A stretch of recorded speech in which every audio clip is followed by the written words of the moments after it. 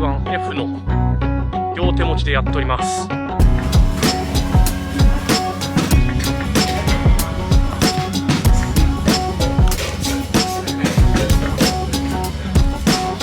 はい、どうもケイスケです。よいしょ。はい、渋谷にやってまいりました。今は ZV-1F のカメラを使っております。僕ね ZV-1F も ZV-1 も持ってるんで、これは試さなきゃあかんと思いまして、風が強いよ。はい、今試しております。やっぱなんか手ぶれ補正いい感じだな、思ったより。髪の毛どうにかしたいけど。で今日はちょっとね渋谷とかでいろいろ用事があるんで、いろんなとこ行きながら ZV-1 と ZV-1F 交互に試しつつ、いろいろねちょっと画質とかあと使い勝手とかチェックしていきたいと思います。今は ZV-1F の IN っていうクリエイティブルックを使って撮影してるんですけども、やっぱこの色味いいよな。めちゃくちゃいい色で撮影できてる。で手ぶれ補正もオンにしてやっております。後でお家でも比較のね、いろんな細かいところを比較しながらやっていくんですけども、このカメラね ZV-1 も ZV-1F も基本はオートで撮影するのがいいのかなと思ってるんで、全部プログラムオートで今撮影中ですね。ちょっとカフェに入って仕事をしたいなと思います。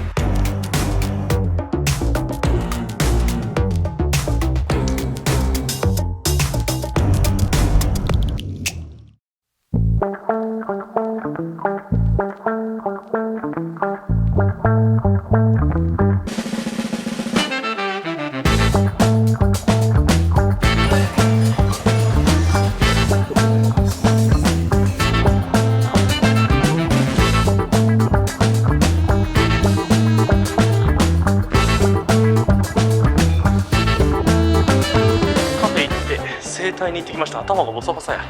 もう一回ほんとカフェ行きたいんだけど、その前にいろいろ撮影をしておきたいな。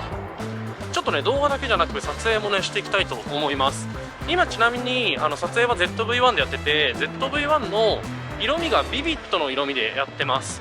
ZV-1 も ZV-1F もログ撮影っていうのはできるんですけども、やっぱあんまりカラーグレーディングの耐性がないので、ログ撮影よりももう元から色味ついてるやつの方がいいかなと僕は思ってます。風がとっても強い。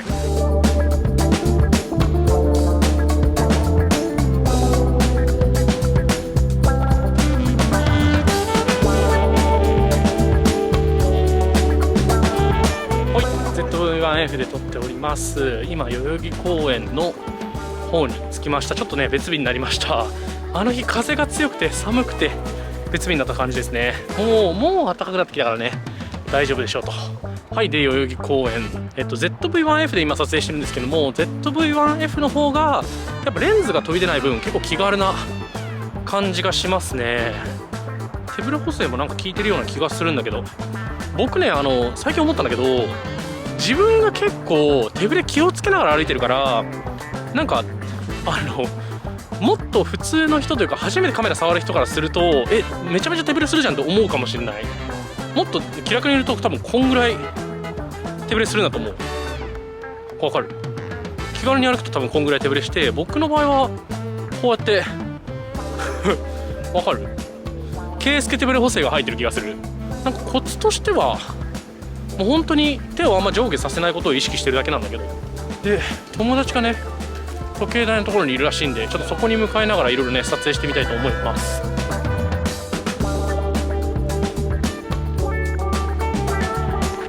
そういうの大丈夫ですほい、一瞬だけ屋根裏メンバーと会ってきました。で今 ZV-1 で撮影してます。こっちもやっぱ僕のケイスケ手ぶれ補正が入ってるんで、結構ね手ぶれ補正が抑えられてる感じがしますね。でもっと多分雑に扱うと多分こんな手ぶれ普通の人だと、でピシッとするとこんな感じで手ぶれ補正がちょっと効くっていう感じになっております。で ZV-1F と比べると多分 ZV-1 の方が本当は手ぶれ補正がちゃんと効くっていう感じですよね。ZV-1 と ZV-1F の両手持ちでやっております。どうでしょうか手ぶれの感じとか。やっぱ ZV-1F の方が気持ち広いですね。このぐらい広いと撮影はしやすいかもしれない。手ぶれもね今雑になっちゃってるけどどんな感じでしょうか。明るいね。あとも元の色味もちょっとクリエイティブになってるのが ZV-1F いいところですね。はい、手ブレ補正はどっちもアクティブモードにしております。はい、先ほど動画撮ってたら圭介さんですかと話しかけていただきました。こういうね話しかけられるのいいですね。一圭介さんですかいただきました。絶対あれやん。どうも、圭介です。あ、圭介ないはい、取り忘れていたのでちょっと追加で家で撮っております。音ですね、ZV-1 と ZV-1F 音いかがでしょうか。ちょっと前もって撮っていた動画に関して言うと、ZV-1 の音の方の、原因が下がっていたので、調整がちょっと難しかったんですけども、今原因も全て合わせております。環境もほぼ同じなので、これで声の入り方いかがでしょうか。多分マイクユニットは同じものを使っているので、声の処理の問題で多少変わることはあれど、ほぼ変化はないと思います。いかがでしょうか。結構僕のイメージだと、どっちのマイクも割と感度高いのでですね、クリアな音ではあるんですけども、騒音も拾っちゃうなっていう感じではあります。後でね、ノイズの処理とかしてあげた方がやっぱりいいかなという印象です。はい、ということで、続きをご覧ください。圭介の動画。ということで、いろいろ試してまいりました。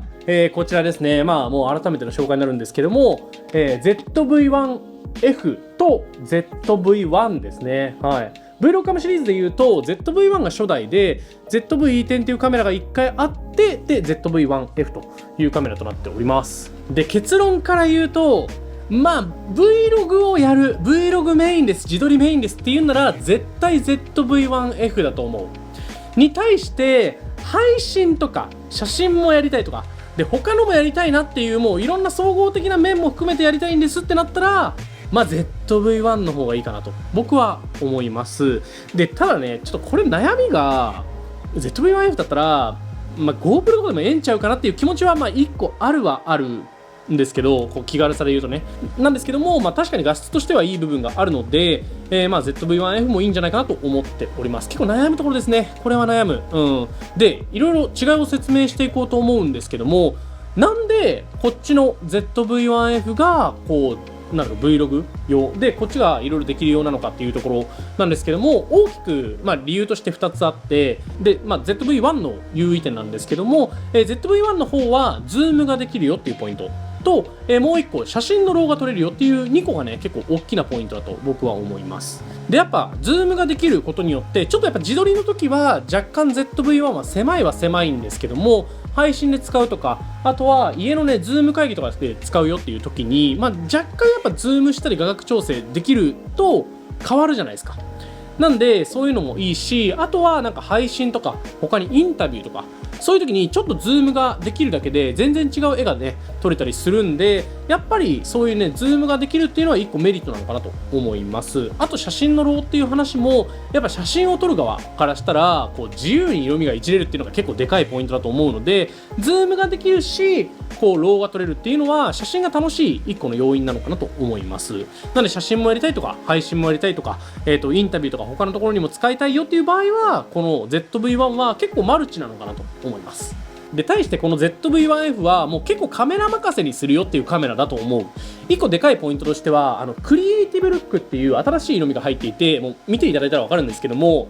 ZV-1F で撮ったやつの方が色味良くないですか。なんかちょっと SNS 映えする色味に元からなってるっていうのはこのクリエイティブルックのおかげで、これが最初から搭載されてるっていうのは ZV-1F の強みだと思います。で、もう一個ズームはできないんですけども ZV-1F の方が広角なんですよね。広い。なんで自撮りした時に十分自分もね、外も含められるよっていうのが一個メリットなのと、あとは、まあ、手ブレ補正に関してなんですけども、手ブレ補正に関しては実は多分ね ZV-1 の方が本当は性能としてはいいんですけども、広角な分 ZV-1F の方が気にならないんですよね。なので歩き撮りっていうのも考えると ZV-1F いいんじゃないかなと僕は思います。圭介の動画ということで結論を話させていただいたところで、もう少し細かく2つの違いっていうのも結構ねいろんなポイントがあるので、細かく見ていきたいなと思います。まずは外観から、僕は ZV-1F の方は白い、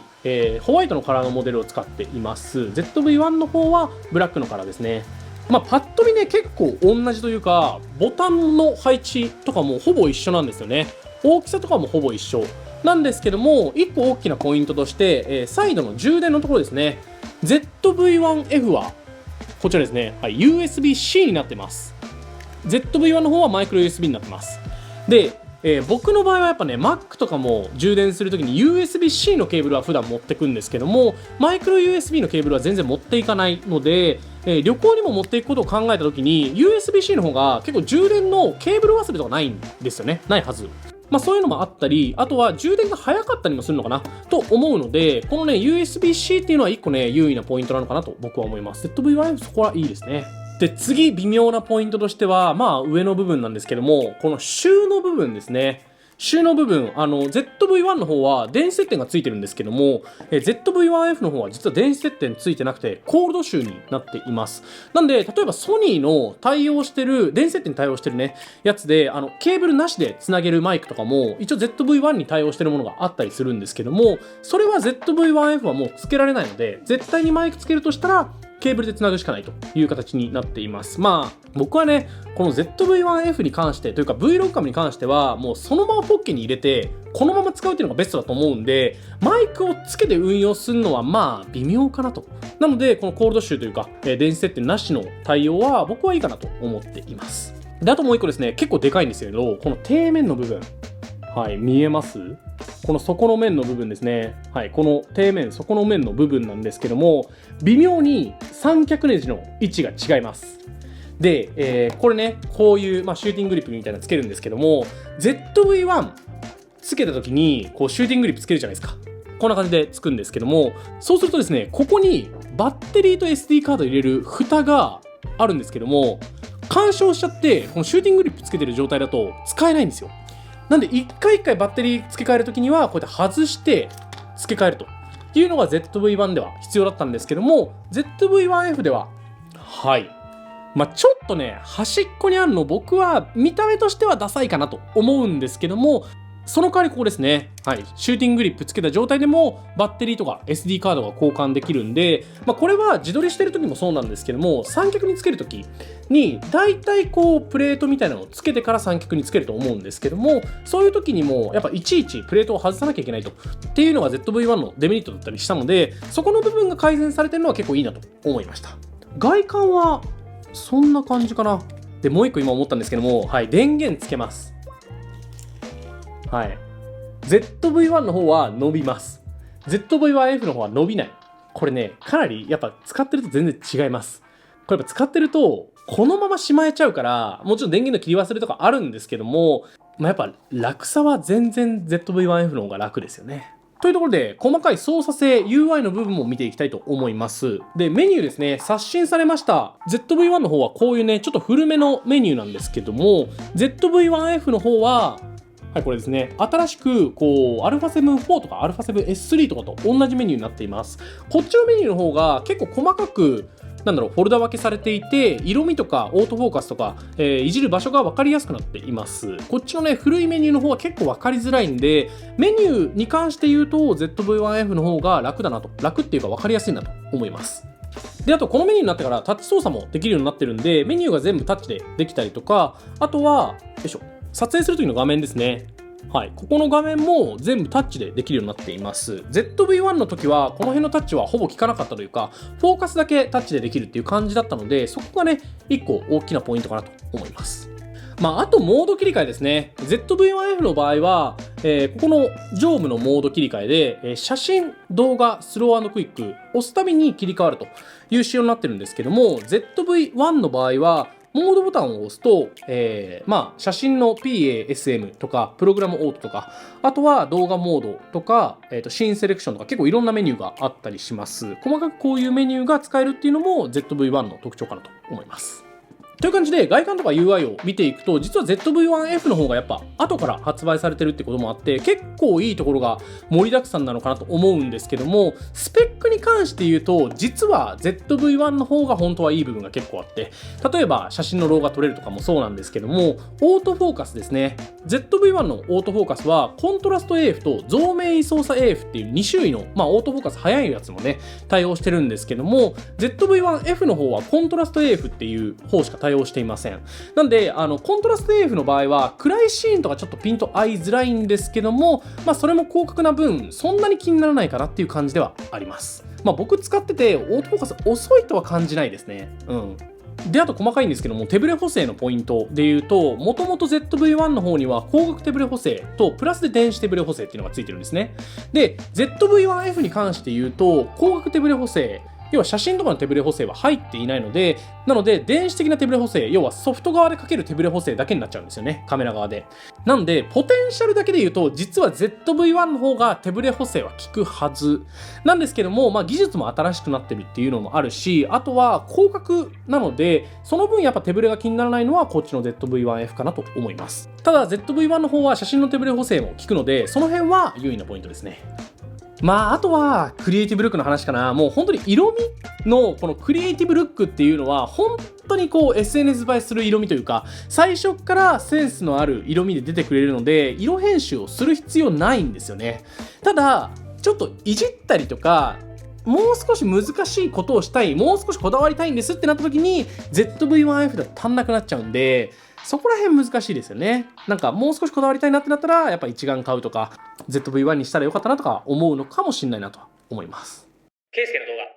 はい、ということで違うところをつらつらとご紹介してきましたがいかがでしょうか。まあ結論は最初にも言った通り、自撮りとか Vlog メインで使えます、もうほぼ Vlog ですっていう形であれば、こっちの ZV-1F 新しい方がおすすめです。ただ、配信もしますよとか、ちょっとしたインタビューも撮りたいですとかなった場合には、ズームもできたりとか、写真のロー現像もできたりする ZV-1 の方がおすすめかなと思います。まあ僕の場合は本格的な撮影は一眼カメラでするので、だったらサブカメラもサクッと撮れる、いい色味でサクッと撮れるように ZV-1F っていう選択肢が僕には合ってるかもなと思ってるんで、しばらく使っていこうと思います。